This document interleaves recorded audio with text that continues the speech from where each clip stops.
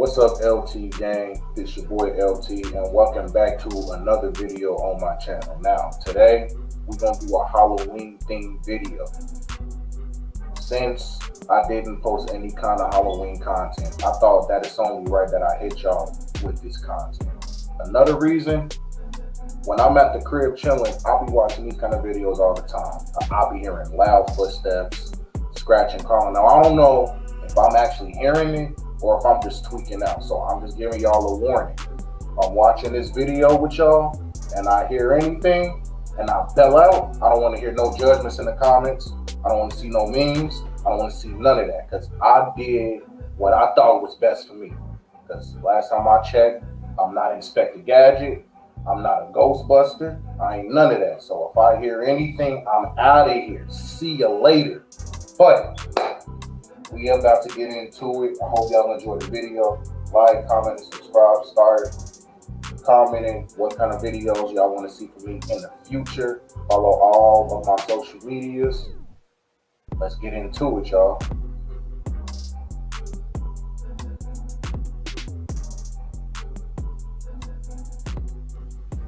Evan shifted to our... Alright, y'all.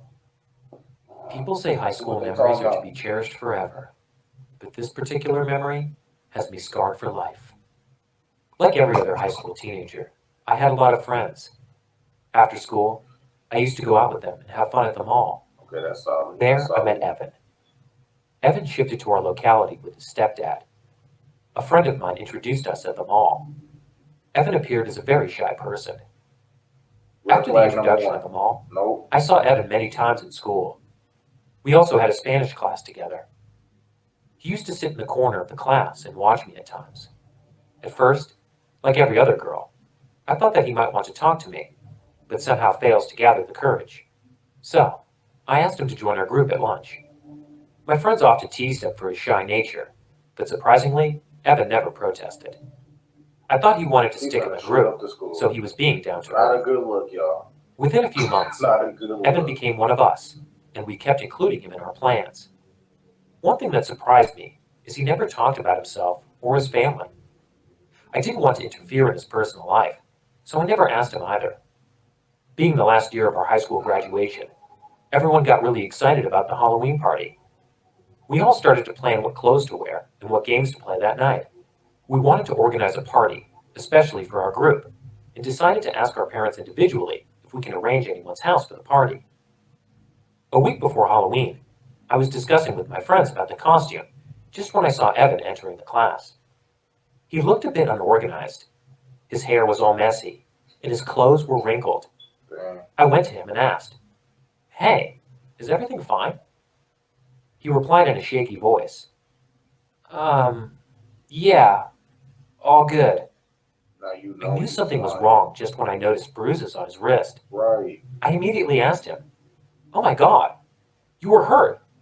Did anyone do that to you?" I don't know why Evan reacted oddly. He stormed out of the class, saying, "Leave me alone." I felt a bit upset about his behavior and distanced myself a bit from him since that day. I thought he might have got into a fight or bullied by someone, which is why he is ashamed to open up about it. For the next 5 days, I didn't talk to Evan, and he didn't talk to me either. The next day, I was coming home after school when I saw Evan standing at the sidewalk in front of me. He was on his bicycle. I was pissed at him, so I tried to walk past him. He called me, and I had to stop. He then came to me and said, "I am sorry, Stacy. I was in a bad mood for a while. You have always been nice to me. Forgive me for being rude that day." I realized he meant it, and we sorted things out. He walked me home, too.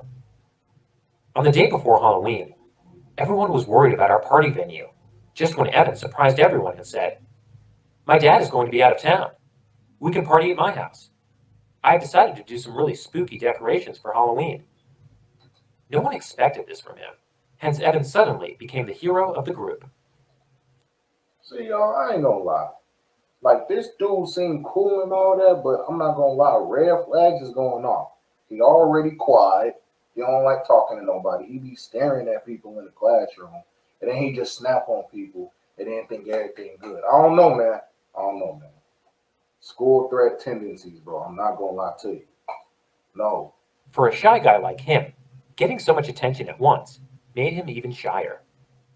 We all decided to show up at 7 p.m. at his house. Evan texted his house address in our group chat. As per the schedule, we all reached the venue at 7 p.m. It was a group of 8 people. Evan's house was in the outskirts of the town in a secluded area. The boys in our group got really excited that we can play loud music, as there's no scope of being bothered by the neighbor. I was amazed to see the decoration he put up. His house was actually looking spooky. There were fake cobwebs, spooky neon lights coming from pumpkin heads, spiders hanging from the ceiling. And the most exciting one was a fake mummy placed in the hallway, which made the Halloween party perfect. Everyone went crazy for such realistic effects. I noticed how hard he had worked on making the mummy, and also to give it real effects. He has placed the mummy on a wooden box filled with ice. The smoke coming from the ice made the air around the house quite chilly. The party was on the swing. Everyone dressed in their unique Halloween costumes were dancing like maniacs.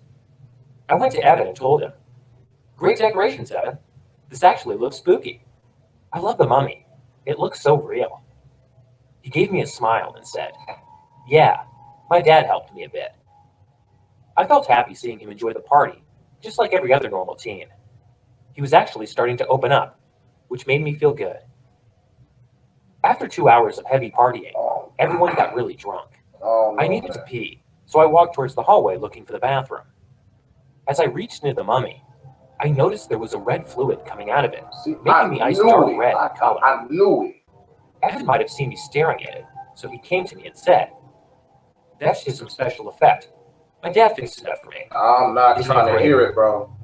I was fine at the time, bro. but suddenly Evan talking about his dad too much made me a bit curious. Right, bro. I looked at him and said, "I thought you weren't that close to your dad, but it's good to see you opening up to us." The expression on his face suddenly changed. He gave me a very creepy stare. You just had to say that. His eyes were wide, and his face turned red as if I had made him angry. He replied in a coarse voice. See, that's what I'm talking about when I say I don't investigate. That's investigating. That was a detective statement right there. See, now he gonna murk you because now he feel like you want to. You said too much, bro. Why would you think that I don't tag along with my dad? Just because I am his stepson? I felt very offended by this remark and told him, "It's over with for you. You need to relax a bit. I just made a passing comment. You get really weird sometimes." Yeah. I started to walk away, and Evan suddenly grabbed my hand. Yeah. "Isn't it enough for you? I arranged this party for you. What more do you want?" He grasped my hand so tightly that it started to ache. I cried and I said, "Leave my hand. What is wrong with you?" Just when a few of my friends grabbed me from behind to get him away from me. This entire collision resulted in a fight. Evan started beating a friend of mine severely and kept saying, "This is my Halloween party. You don't set the rules." I got really scared, and we ended up calling 911. The cops came and settled down everybody. They asked Evan to call his father and inform him about this entire incident. He broke one of my friend's nose, for which the cops sent him to the hospital. We all called our parents and informed them about the situation. But Evan just sat on the couch. He was silent like a statue. The cops told him, "Come on, call your dad. We need to talk to him, boy." Still, no answer came from him. Then a cop went close to him and said, "Listen, boy, if you don't call him, we will take you into custody, and you will stay behind bars for the entire night. I don't think you want that." This startled Evan, and he took out his phone and dialed his father's number. What happened next terrified me for my entire life. As he rang his father, a cell phone started to beep inside the house. We all were shook, as Evan told us his father wasn't home. The cops searched the home and noticed the sound was coming from the box where the mummy was placed. In front of our eyes, they unleashed the horror. As they took off its bandages, we saw a man lying underneath. His head had a deep injury in the backside.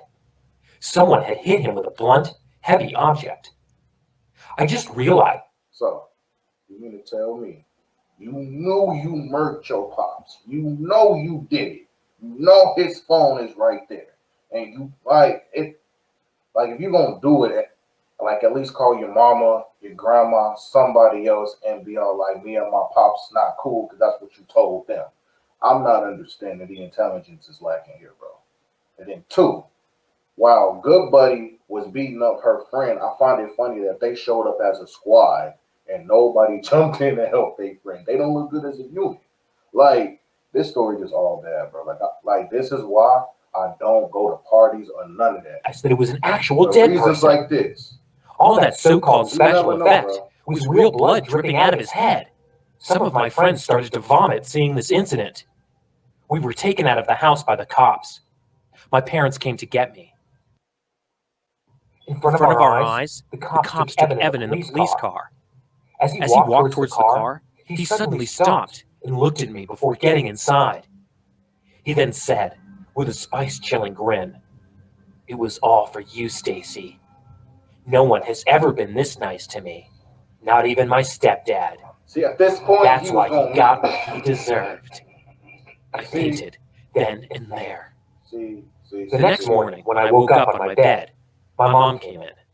She hugged me to her chest and said the cops have assured it was Evan's stepfather. He used to torture Evan and even hit him physically. Evan's bruised hand flashed in front of my eyes. Mom then said Evan will be sent to a mental institution for proper care and guidance. This incident shook our school drastically. I couldn't attend classes for another week. I was scared all the freaking time. The only thought that stuck to my head was that we all kept partying for almost 3 long hours in front of a dead person's corpse. But no one suspected the situation for a single second. I don't know where Evan is now. He has disappeared from my life. But sometimes, when I hear a bicycle ring nearby, my heart stops for a while. As much as I feel sorry for him, I can't deny the fact that I am extremely scared of him too. I never guessed I would end up attending a Halloween party having a real corpse. Man, that is crazy. That is crazy. But I hope y'all enjoyed the video. Like, comment, and subscribe. Comment down below what kind of videos y'all want to see from me in the future. This was your boy LT. I'm out.